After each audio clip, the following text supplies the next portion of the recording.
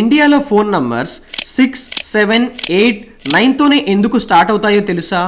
ఇండియాలో phone numbers ఎప్పుడు కూడా 6, 7, 8 లేదా 9తోనే ఎందుకు స్టార్ట్ అవుతాయో ఎప్పుడైనా ఆలోచించావా?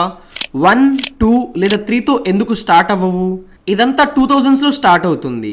ఇండియా తన మొబైల్ నెట్వర్క్ని ఎక్స్పాండ్ చేస్తుంది. కానీ ఒక పెద్ద ఛాలెంజ్ ఉంది. లక్షల కొద్ది ఫోన్ నంబర్లను ఎలాంటి గందరగోళం లేకుండా ఎలా అలొకేట్ చేయాలి? సొల్యూషన్ ఏంటి అంటే గ్రోత్ అండ్ ఆర్గనైజేషన్ రెండిటి కోసం డిజైన్ చేయబడిన ఒక యూనిక్ నంబరింగ్ సిస్టమ్.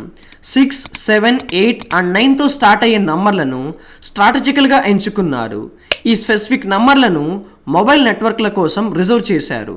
కానీ ఇక్కడ ట్విస్ట్ ఏంటి అంటే 1, 2 అండ్ 3 లాంటి నంబర్లు, వాటిని ల్యాండ్లైన్లు అండ్ ఇతర సర్వీసుల కోసం ఉంచారు.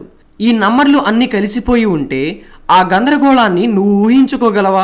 ఇండియా యొక్క టెక్ బూమ్ పేలినప్పుడు మొబైల్ ఫోన్ యూసేజ్ విపరీతంగా పెరిగింది. కానీ 1 బిలియన్ కంటే ఎక్కువ మంది జనాభాతో ఒక స్ట్రక్చర్ సిస్టమ్ అవసరం చాలా క్రూషియల్. అందుకే మనకు 6s, 7s, 8s and 9s దొరికాయి. అండ్ ల్యాండ్లైన్స్ని అవి 1s, 2s అండ్ 3స్తోనే ఉండిపోయాయి. కానీ అది మాత్రమే కాదు, దీని వెనక కేవలం సింపుల్ నంబర్ల కంటే ఎక్కువ లోతైన రీజన్ ఉంది. ఇది future scalability and digital age కోసం రెడీగా ఉండే ఒక కనెక్టెడ్ ఇండియా యొక్క విజన్ గురించి. ప్రతి నంబర్ దేశం యొక్క కనెక్టివిటీని షేప్ చేయడంలో ఒక రోల్ ప్లే చేసింది.